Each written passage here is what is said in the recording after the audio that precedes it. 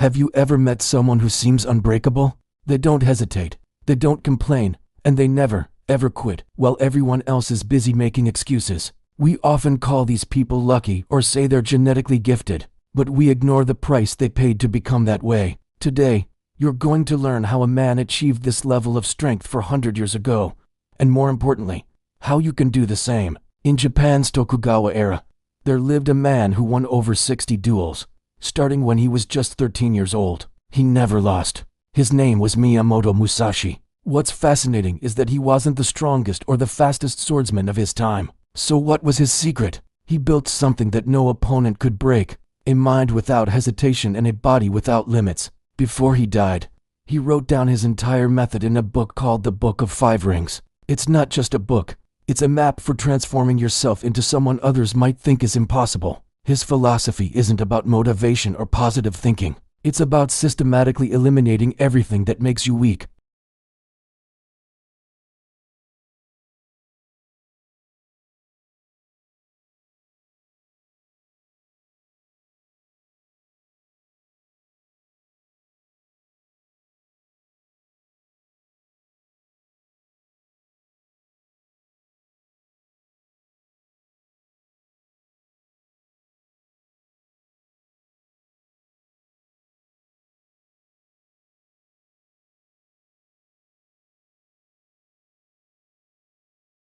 The doctor he saw afterward told him something that changed his life. He said, "Your body is reacting to simple discomfort as if it's a life-threatening danger. Your mind isn't trained. You have to train your nervous system." So Lucas started researching mental strength, and that's when he discovered Musashi, not a philosopher, but a warrior who wrote a practical manual for overcoming the self. The very first line Lucas read from Musashi's work was this: "Have no preferences. Do not depend on any particular weapon." Musashi meant that your strength cannot depend on perfect conditions. If you can only focus when you're well rested, or you can only train with specific equipment, or you can only meditate in complete silence, you are fundamentally weak. An enemy never waits for you to be ready. Musashi trained with every weapon, in every condition: rain, heat, cold, day, and night. Lucas realized his own discipline was completely dependent on his circumstances. If he felt good, he'd go to the gym. If he was tired, he'd skip.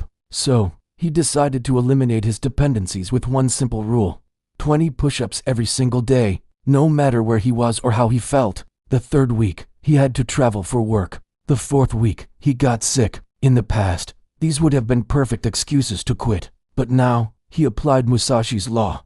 The practice must continue. If he couldn't do 20, he'd do 10. If not 10, then 5. The number was less important than the commitment. The only number he wasn't allowed to hit was 0. By day 40, the push-ups had become automatic, but his mind was still a battlefield. He was constantly anxious about money, work, and the fear of failure. That's when he discovered Musashi's core concept, Haishin, which translates to the everyday mind or the still mind. Musashi wrote, "In battle, your mind should be the same as when you are drinking tea. No fear, no excitement, just pure presence." So Lucas began to practice this. Whenever he felt fear or anxiety creeping in, stuck in traffic, in an argument, in a tense meeting, he wouldn't react. He would just observe the physical sensations in his body. At first, it felt unbearable. His heart would pound, his palms would sweat, but he just watched it happen. Slowly, his brain started to adapt. One day, his boss yelled at him for a mistake. Lucas felt the familiar jolt of anxiety rise,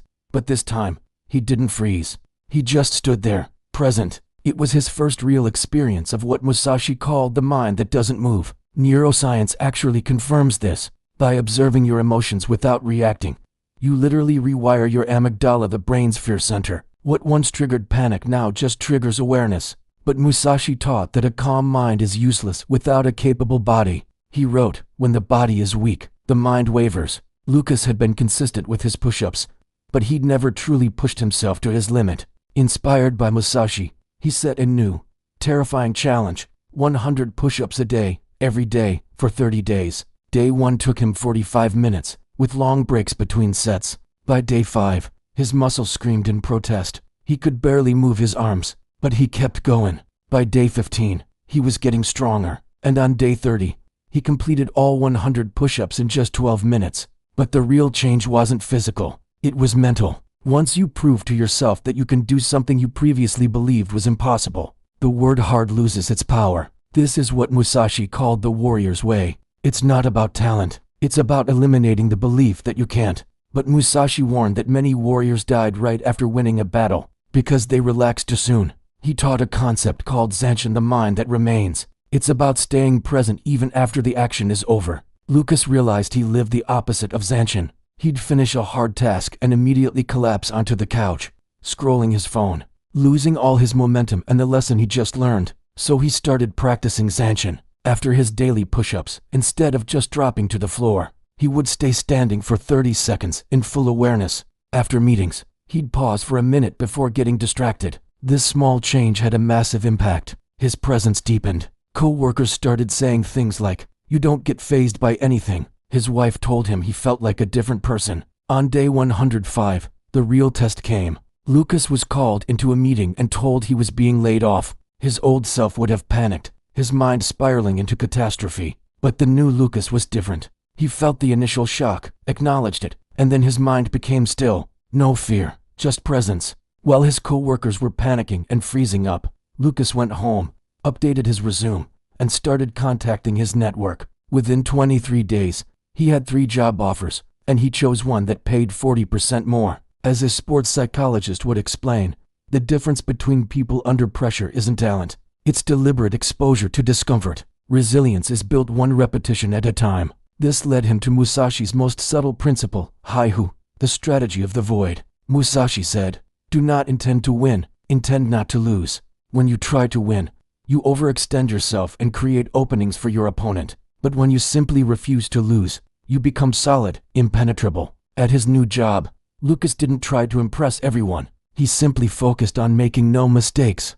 He showed up on time, delivered on his promises, and avoided office drama. 3 months later, he was promoted. His new boss told him, "You're not the brightest person here, but you are by far the most reliable." Reliability always beats brilliance. Lucas applied this everywhere. Not a perfect diet, just no junk food. Not a perfect workout, just no skip days. Not being the perfect husband, just never breaking a promise. He focused on having no weaknesses. 6 months in, Lucas had only one fear left, the fear of losing everything he had built. He was afraid of missing a day, of breaking his momentum, of slipping back into his old ways.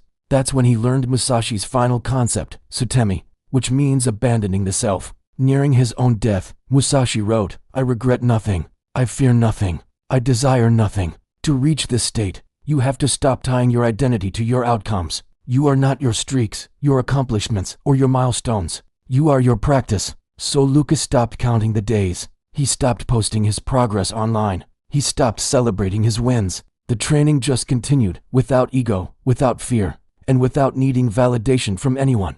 And something strange happened. People started to become uncomfortable around him, not because he was arrogant, but because his quiet discipline exposed their own excuses. When you remove your own fear and hesitation, you become a mirror, showing others what they are avoiding in themselves. 1 year after starting his journey, Lucas wasn't someone trying to be disciplined anymore. He had systematically removed the part of himself that was capable of quitting. Musashi called this state Kenzen Ichi. The sword and Zen are one. You don't train, you *are training. You don't meditate, you *are meditation. When people asked him, "How do you stay so disciplined?" his answer was simple: "I removed the parts of me that wanted to give up." Miyamoto Musashi died at 62 with no great wealth or titles, but with complete mastery over himself. His final words were, "I regret nothing." The question isn't how Musashi did it. The real question is, why aren't you doing it? You have the same hours in a day, the same human potential. The only difference is the willingness to eliminate weaknesses, dependencies, and excuses. True strength isn't something you add. It's what's revealed when you remove everything that's non-essential. If you've watched this far, ask yourself one question. What is the first weakness you are going to eliminate? Thanks for watching.